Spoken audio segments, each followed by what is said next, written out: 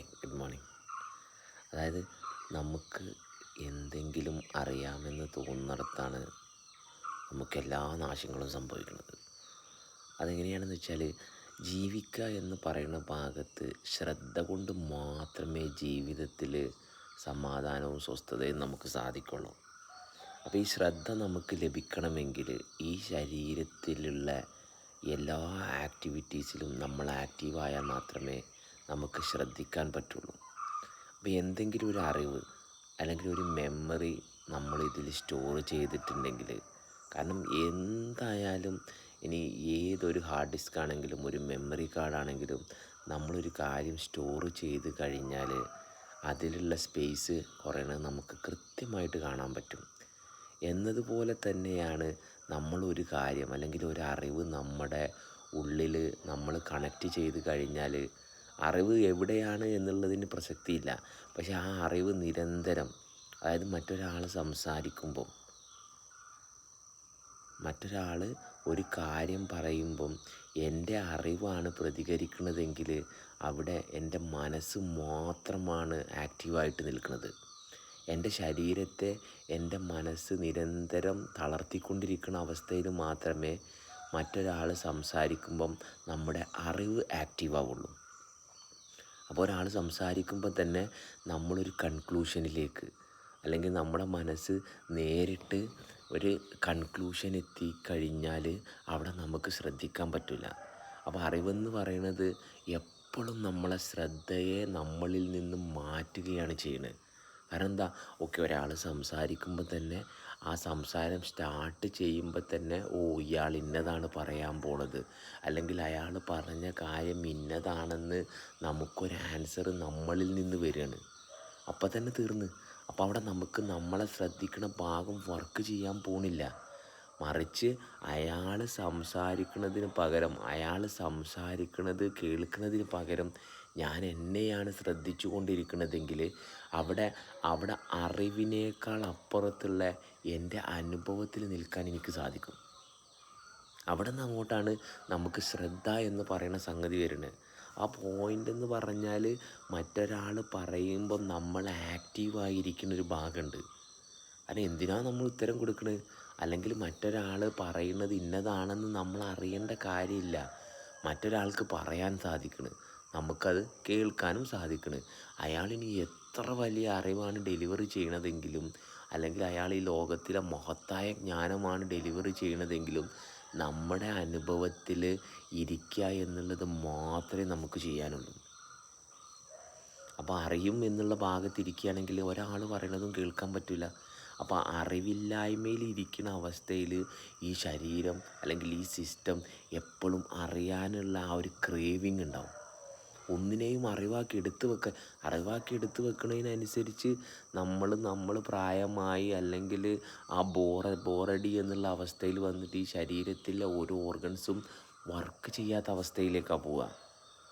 മറിച്ച് അറിയാതിരിക്കുമ്പോൾ അറിയാനുള്ള ആ ക്രേവിങ് അത് നിരന്തരം പ്രവർത്തിച്ചുകൊണ്ടിരിക്കുമ്പം ഇതിൽ അമാനുഷികമായ പല ശക്തികളുമാണ് ഇതിലൂടെ ഉണർന്നു വരുന്നത്. കാരണം പ്രപഞ്ചം പ്രവർത്തിക്കുന്ന പോലെ പ്രവർത്തിക്കുന്ന ഒരു സംഗതിയല്ലേ. അപ്പോൾ എത്രത്തോളം നമുക്ക് അറിയാനുള്ള ആഗ്രഹത്തെയാണ് ഉണർത്തിക്കൊണ്ടുവരുന്നതെങ്കിൽ നമ്മളൊരിക്കലും അറിവായിട്ട് നിലനിൽക്കുന്ന ഭാഗമില്ല. അവിടെയാണ് നമുക്ക് കാര്യപ്രാപ്തി അല്ലെങ്കിൽ നമുക്ക് കാര്യശേഷി എന്ന് പറയുന്ന ഭാഗം നമ്മളിൽ വർക്ക് ചെയ്യുന്നത്. അല്ലെങ്കിൽ നമ്മൾ ശ്രദ്ധിച്ചു നോക്കുക, കാരണം മറ്റൊരാൾ പറയുന്ന ചെറിയ നിസ്സാരമായ കാര്യങ്ങളാവും. ചിലപ്പം ഒരു സ്പൂണോ അല്ലെങ്കിൽ എന്തെങ്കിലും ഒരു നിസ്സാര കാര്യങ്ങൾ, ആ കാര്യങ്ങൾ കേൾക്കുമ്പോൾ തന്നെ ഇയാൾ ആരാണ് എന്നോടിത് പറയാൻ, അല്ലെങ്കിൽ അയാൾ പറയുന്ന ആ കാര്യങ്ങൾ എന്നെ കൺട്രോൾ ചെയ്യാനാണ് എന്നുള്ള ഭാഗത്ത് ഞാൻ എന്നെ സ്റ്റോപ്പ് ചെയ്യുന്നൊരു ഭാഗം. കാരണം മറ്റൊരാൾക്ക് എന്നെ കൺട്രോൾ ചെയ്യാൻ സാധിക്കുമെന്നുള്ളൊരു ഭാഗം എന്നിൽ വന്നു കഴിഞ്ഞാൽ ഞാനുമായിട്ടല്ലേ എൻ്റെ ജീവിതവുമായിട്ട് എനിക്ക് യാതൊരു സത്യസന്ധതയില്ല. കാരണം ആരൊക്കെ എന്തൊക്കെ പറഞ്ഞാലും, എത്ര വലിയ കാര്യം പറഞ്ഞാലും, എത്ര ചെറിയ കാര്യം പറഞ്ഞാലും എൻ്റെ ജീവിതം എന്നെ കൂളായിട്ട് മുന്നോട്ട് കൊണ്ടുപോയിരിക്കുന്ന ഒരവസ്ഥ എനിക്ക് കാണാൻ പറ്റുന്നുണ്ട്. പക്ഷേ എൻ്റെ മനസ്സ് പറയാണ്, അയാൾ നിന്നോട് ആ കാര്യം പറഞ്ഞിട്ടുണ്ടെങ്കിൽ അത് നിന്നെ കൺട്രോൾ ചെയ്യാൻ വേണ്ടിയിട്ടാണ്. എന്തുകൊണ്ടാണ്? കാരണം ആത്മാവുമായിട്ട് അല്ലെങ്കിൽ ഞാനുമായിട്ട് എനിക്കൊരു ബന്ധമില്ല. എൻ്റെ ജീവിതം പ്രവർത്തിക്കാനുള്ള കാരണം ഈ ചുറ്റുപാടുള്ള കാരണങ്ങളേക്കാൾ കൂടുതൽ ഈ പ്രപഞ്ചത്തിൻ്റെ അനന്തതയിൽ നിന്ന് എന്നിൽ പ്രവർത്തിച്ചുകൊണ്ടിരിക്കുന്ന ഒരവസ്ഥ മാത്രമാണ് ഞാൻ നിലനിൽക്കാനുള്ള കാരണം. അപ്പോൾ ഈ ഭാഗത്ത് നമുക്കൊരു ക്ലാരിറ്റി ഇല്ലാത്തത് കൊണ്ടാണ് നമ്മളൊരു സാമൂഹ്യ ജീവിയാണെന്ന് പറയുന്നതിന് നമ്മൾ ഇത്ര അധികം പ്രാധാന്യം കൊടുക്കുന്നത്. നമ്മൾ സാമൂഹ്യ ജീവിയായാലും ഈ സമൂഹത്തിൽ നിന്ന് നമുക്ക് കിട്ടുന്നതിനേക്കാൾ 100 ഇരട്ടി കാര്യങ്ങൾ ഈ ഭൂമിയിൽ നിന്നും ആകാശത്തിൽ നിന്നും നമ്മളിലേക്ക് വന്നുകൊണ്ടിരിക്കുന്നത് കൊണ്ടാണ് നമ്മൾ ജീവിക്കുന്നത്. എനിക്കുള്ള ആരെക്കാളും എനിക്ക് സ്വന്തം എന്നും ഞാൻ സ്നേഹിക്കണമെന്ന് പറയുന്ന ഈ ലോകത്തുള്ള എല്ലാവരേക്കാളും ഈ പ്രപഞ്ചം ഞാനുമായിട്ടുള്ള ബന്ധം നിലനിൽക്കുന്നതിൻ്റെ ഒരൊറ്റ കാരണം കൊണ്ടാണ് ഞാൻ ജീവനോടിരിക്കുന്നത്. കാരണം ഞാൻ എടുത്തുകൊണ്ടിരിക്കുന്ന അല്ലെങ്കിൽ ഞാൻ പ്രവർത്തിച്ചുകൊണ്ടിരിക്കുന്ന ഈ അവസ്ഥ എൻ്റെ കയ്യിൽ എന്തെല്ലാം ഉണ്ടെങ്കിലും എനിക്കാരെല്ലാം ഉണ്ടെങ്കിലും ഇതിൽ ഒരു സെക്കൻഡ് പോലും ഈ ബന്ധം കട്ടായി കഴിഞ്ഞാൽ അത് നിലനിർത്താൻ പറ്റിയ ഒരു ബന്ധവും ഈ പ്രപഞ്ചത്തിലില്ല, അല്ലെങ്കിൽ ഈ പറയുന്ന സാമൂഹികമായ അവസ്ഥയിലില്ല. അപ്പോൾ എത്രത്തോളം എനിക്കുള്ള താല്പര്യം, ആ താല്പര്യം എന്ന് പറയുന്നത് മറ്റൊരാൾ അല്ലെങ്കിൽ മറ്റൊന്നിനെ കേൾക്കുമ്പോഴല്ല, മറ്റൊന്നിനെ ഞാനായിട്ട് കേൾക്കുമ്പോഴാണ് ഞാൻ ഈ പ്രപഞ്ചം എങ്ങനെയാണോ പ്രവർത്തിക്കുന്നത് അതുപോലെ എല്ലാത്തിനെയും ഉൾക്കൊണ്ട് എനിക്ക് പ്രവർത്തിക്കാൻ സാധിക്കുന്നത്.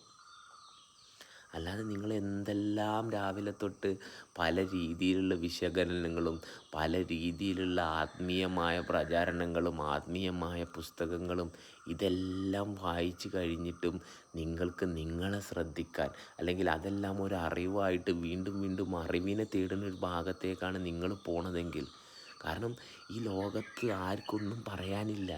ഈ പറയാനും കേൾക്കാനുള്ള സംഗതികളെല്ലാം ഒന്ന് മാത്രമാണ്. അപ്പോൾ ആ ഒന്നിനെ കേൾക്കുന്നതിന് പകരം ഈ പറയണേയും കേൾക്കണേയും കാര്യങ്ങൾ അല്ലെങ്കിൽ കാണുന്ന കാര്യങ്ങൾ വെച്ചിട്ട് മറ്റ് പലതുമായിട്ട് നമ്മളായി തീരുന്ന ഒരു ഭാഗമുണ്ടെങ്കിൽ അതുമാത്രം സ്റ്റോപ്പ് ചെയ്താൽ മതി സ്വസ്ഥമായിട്ട് ജീവിക്കാൻ. വേറെ ഒന്നും ചെയ്യാനില്ല. ഇപ്പം ഇരിക്കുന്നിടത്ത് കൃത്യമായിട്ട് ഇരിക്കാൻ സാധിക്കുന്നുണ്ടോ? ഇത് മാത്രമാണ് ഈ ലോകത്തിലെ ഏറ്റവും വലിയ ജ്ഞാനം, ഏറ്റവും വലിയ ശക്തിയും.